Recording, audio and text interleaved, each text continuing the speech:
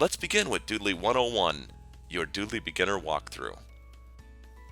This video tutorial was created with version 2.5.6, but the walkthrough will help you learn any Doodly version. Hi, I'm Wayne, the creator of this free video content. Nice to meet you. In just a bit, I'm going to show you content that's designed to show you 1 minute and 30 seconds of different video design techniques, try to make you laugh, all the while telling you how you can support this channel free of charge. If you're someone that feels the thousands of hours I've spent creating free content for you is not worth the 1 minute and 30 seconds of your time, simply use the chapters feature I've taken the time to create in this video and skip over it. Just move your mouse over the video timeline and click on the next chapter. For those of you that do appreciate the time I've taken, here it is, and thanks for watching. This free video tutorial took billions of light years to create. YouTube judges a channel by subscribers, likes, shares, and video hours watched. We only ask, for all our hard work, please use those buttons and let this video run until the end. Easily support this channel free of charge. Here are some methods. Click that subscribe button and turn on those notifications. This video is monetized. Let the video run all the way to the end. The ad revenue, as little as it is, helps support this channel. Join our Facebook group. You'll find a link in the description. You'll receive group status with me and other experienced doodlers and video designers ready to help.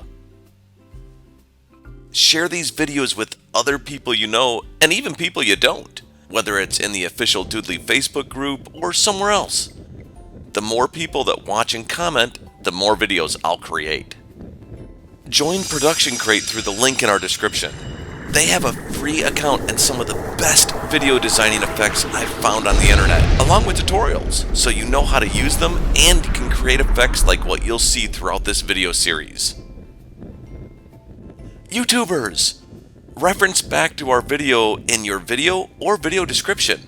We would be appreciative of a link back to our channel or a plug in your video showing us our hard work paid off. Let us know about it so we can return the kindness. Contact us if you want to get a little more creative and learn how to pass traffic amongst channels. There have been a lot of big updates in Doodly since we first recorded this video. Some of these updates we've shown throughout this video, but let's take a deeper look on what's been updated. Version 2.5.7 brings a minor improvement for being able to use the search function for the marketplace bundles, including images and sound effects. The search option is above the items that have been purchased that show up in the marketplace library. Version 2.5.8 brings us a minor improvement to allow for longer audio file imports over 10 minutes. There was an issue when you imported an audio file, such as a voiceover, that was over 10 minutes. The basic audio timeline would not appear. The developers have also fixed a free bundle.das import issue. You should not run into the issue you see on the screen now. Version 2.5.9 fixes some bugs that were discovered. Version 2.6.0 brings a change that sounds great but has some unresolved bugs with it. The ability to change the colors of the text sounds fantastic, but when you go to change the color and then attempt to change the text again, the change of text doesn't always happen immediately and may require multiple attempts. Watch this video I created for and offered to the technical support agents, and they didn't understand the problem enough to accept the video and declined it instead. Here, where I've changed the color of the text to yellow, and now I want to duplicate the scene and then change the text to something else. You'll see that when I change the text, it doesn't change. Sometimes I need to repeat myself 7 times to get the text to change. It's very frustrating. Version 2.6.1 just fixed some minor bugs, and version 2.6.2 has reported that the bug that you just saw has been fixed, but if you keep watching, You'll see as of the latest version, this bug has not been corrected. Version 2.6.3 adds 6 new 3D cartoon hands to each of the canvas types and allows for changing the text color within the text asset settings. We can view the hand per scene in the scene settings as shown here, or change the entire video in the video settings. These cartoon hands really do bring new life to your doodles. I haven't used them, but I've seen them used and really like them when they are used. Each of the canvas types have the same 3D hands to choose from when you click Canvas Type, then click the cartoon hand, and finally on 3D. We can change the color type either by double-clicking on the text asset, as I'm doing now, and then by clicking on the paint palette before you type something, or by highlighting the text that is currently written in the text box and then clicking on the paint palette to change the color. Let's test the report of the developers on whether that frustrating bug is corrected. We will change the text and then click OK. Nope. They reported the bug was corrected, but as you can see here, that bug is not corrected in the latest 2.6.8 version of Doodly. Let's try that again. Okay, now it takes it. Alternatively, you can use the gear icon or asset settings to change the color of the text.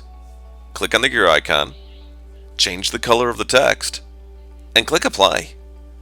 Voila! Text color has been changed. Version 2.6.4 brings free gifts. Thank you for the gifts, Brad and the Doodly team. The best gift, however, would be if the software had a quality assurance team that could speak directly to the developers and not need to go through support. So when the developers reported items are corrected, the QA team would ensure that they are really corrected.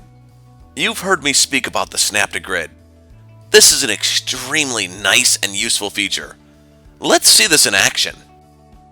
Prior to version 2.6.4, lining up assets in Doodly was not an easy task. There was no Snap to Grid. There were a few choices for lining up assets if you wanted to make a numbered list. You could copy and paste the asset and then bring the copied text down using the Shift key and arrow keys, but watch what happens when I change the text.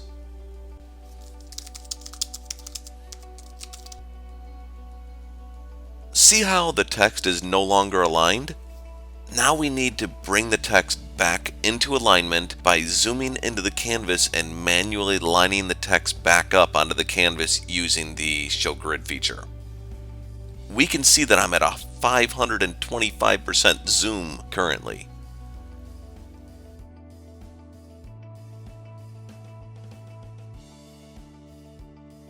The other option was to make the ordered list within the text box. That is just really close together.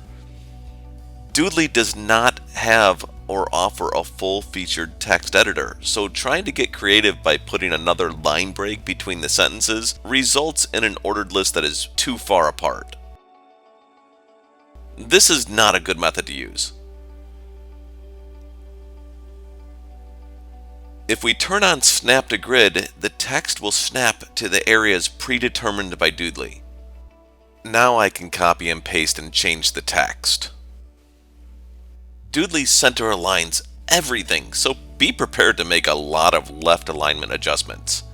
You can only view the left, center, and right alignment options if you have more than one line of text within the text box. If we zoom in now, we can see that the alignment using the Snap to Grid is okay. If you really want to be picky on the subject, you can grab a line from the props section and use that to align or just check the alignment of the text. You will need to rotate the line, and there is no snap option for rotating assets on the canvas, so use the grid to ensure the line is straight up and down. Zooming in, we can see the numbers themselves don't quite look aligned, but let's look at the periods behind the numbers because that is probably where it is being aligned from and not to the left of the numbers, given the different types of fonts that are out there. Checking the text, it looks really close. Snap to grid only works when the grid is shown. If the grid is not shown, snap to grid will not function. The snap to grid makes lining up assets extremely easy. Version 2.6.5 was a major update that brought the use of 70 new fonts into Doodly for enterprise users and 35 fonts for standard users. This was extremely useful, but if you already had fonts uploaded, they didn't alphabetize your fonts for you. They loaded the system fonts after your fonts, which is quite annoying. Let's take a look at those fonts. The fonts that you see in the beginning are the fonts that I imported personally. I am an enterprise member. Let's take a look at the fonts that I imported. Okay, you saw the tiny scroll bar jump up to the middle? That's because Doodly loaded more fonts. Doodly saw that I was scrolling down and loaded more fonts as I was scrolling down, so it jumped the scroll bar up. Now, watch what happens when we get to the end of the fonts. The scroll bar jumped up again because it loaded more fonts. The scroll bar, you can see, gets tinier and tinier. There, you can see the fonts start again as far as alphabetical. From this point on are the new fonts that were brought in by the Doodly update. If you're a new user, this is fantastic because everything is alphabetized for you, and if you're a seasoned user, well, this is awful. Absolutely zero checks and balances by the developers. Seasoned users ended up with duplicate fonts and an unalphabetized font list. This is quite annoying, and I hope they fix it, but it's been quite a while and they haven't caught on that this is quite annoying to the seasoned users. But they do provide a whole ton of fonts now, whereas we only had 3 fonts to start out with when opening Doodly, and that was Gochi Hand Regular, Handley Regular, and Patrick Hand Regular. Bryson has went out and gathered a ton of royalty-free fonts to make your life easier and your doodles more unique. You can, of course, still import your own fonts into Doodly using the plus sign, as long as they're an OTF file or a TTF file. Not all OTF or TTF files are created the same, so some of them do not work in Doodly. I'm scrolling down, as you can see. Just look at how tiny that scroll bar is now. Doodly developers love their frustratingly tiny scroll bars. I certainly wish they would make the scroll bars bigger when you hover over the scroll bar. Just make it bigger so that when we hover over it, we can click on it with our mouse. There's actually a ton of UI changes that can be made more user-friendly in Doodly, but that's a conversation for another time. Fonts are very important to your doodle, and Doodly now does an amazing job with providing you enough choices. Version 2.6.6 brings some very welcomed features to Doodly. A new Save As option is available. That is just fantastic. This is the same thing as having to go out to the opening page or the My Videos, duplicate your project, and then rename your project, but it does it automatically inside the software instead of having to do it manually. This can be used to create templates. This solves the issue of forgetting to duplicate the project prior to working on it when working for multiple different clientele on various doodles. So now, instead of having to go back and delete everything, we can simply save the project as a new file. This is a very welcomed feature update. There are new menu items. Doodly still has Quit, but now we have the Save As, so we have Save, Save As, Close, and Export Video in the File menu. Notice that we have keyboard shortcuts as well. These will be a command on a Mac, but notice we have Control S, Control Shift S, Control W, and Control E. Inside Edit, we have the same ones: Undo, Redo, Cut, Copy, Paste, and Select All. In Window, we still have Toggle Full Screen and Minimize. In Help, we have Customer Support, Community Discussions, Request Center, and Video Tutorials. In the latest version 2.6.9 that just came out, the video tutorials now lead you to the Doodly YouTube channel. Version 2.6.7 brought a lot of nice features to Doodly. The ability to add or change the font of the selected text on the canvas when selecting a font from the list is brand new. I'll show you that here in a second. The ability to have a custom background on the glassboard was lacking prior to this version. You could not put an image behind the glassboard canvas. Previously, you would have to drag an image onto the canvas, and then you could use the glassboard effect behind it. Brightson has now made it so you can use an image with the glassboard canvas. The improvement we see here of decrease the delay time of assets with duration when dragging the edge of a scene, that's always been there. I've been using Doodly for about a year, and that feature has always been there. So I don't know if the developers just discovered that and it's been accidental all this time, or if that's supposed to really be an improvement. The other is just some unspecified bugs and improvements that have happened. Let's take a look at the ability to select the font. Prior to this version update, we were required to drag the font on top of another and then select Yes, Replace. After this update, the only thing we need to do is select the font and then choose the font on the left-hand side, and the font just changes. That's a very welcomed update and a time saver from previous requirements. Take notice what is happening here and how the font stretches out because Doodly center aligns everything and does not left align it. If it left aligned it, it would keep the ordered list aligned, but because it center aligns everything, it moves the text left and right when you change the font type. Reviewing the ability to have the glassboard image, we'll see it's easy. Let's head over to the scene settings and keeping in mind that if we wanted to change the entire project with the same image, then we would use the video settings to do the same thing. Let's disable using video settings options and choose the glassboard canvas. We can see the browse option up at the top. We can use that option to choose an image from your computer. Once we've chosen the image, we can adjust the bounding box to the area in which we want to appear on the canvas. Ensure the image is inside the bounding box, even if you need to make slight adjustments. Now click Done, and then Apply.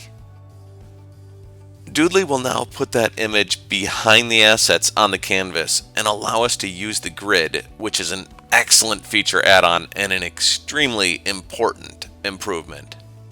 The old method would cover the grid, rendering it completely useless. Let's show you a prop so that you can see what I'm talking about. See how the asset covers the grid and you cannot see it behind it? An image covering the entire canvas would cover the grid as well. Previewing this, we can see what the effect will look like and get to listen to some sound effects inside the Mega Sound bundle as well.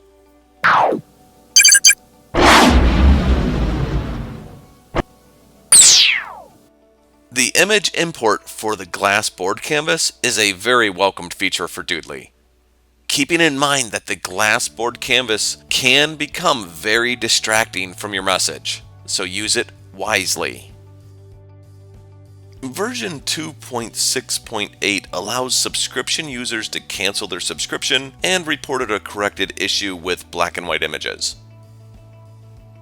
Version 2.6.9 brings new Doodly basic tutorials.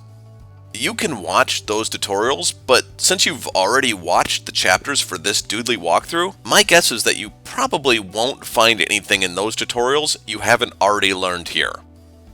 You can, however, check them out if you'd like to and see for yourself.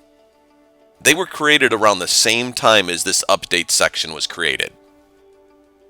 There is a new lock in the video settings that allows you to lock and unlock the height and width constrained proportions for a custom resolution. We'll show you that in just a bit.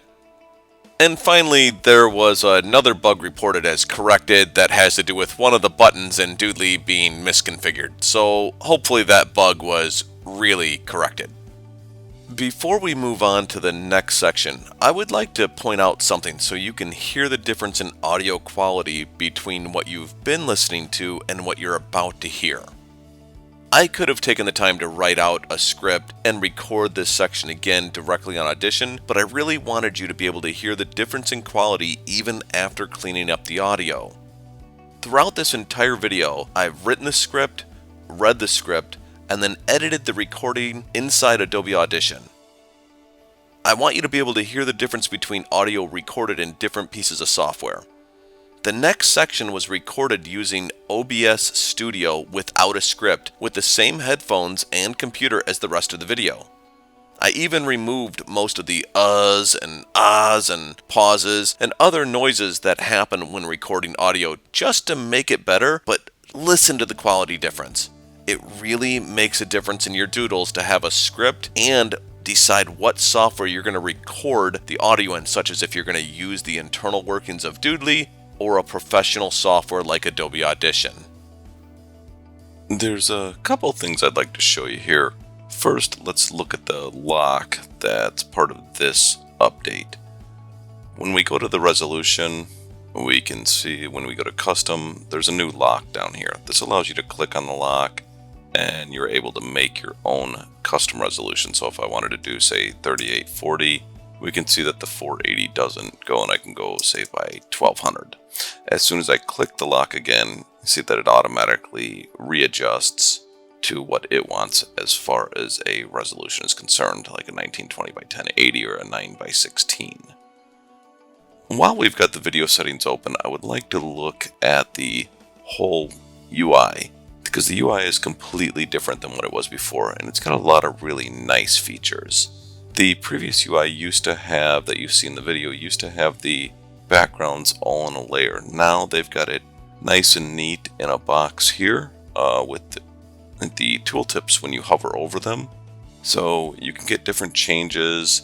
You can see everything change on the right hand side as you click the different types of canvas types.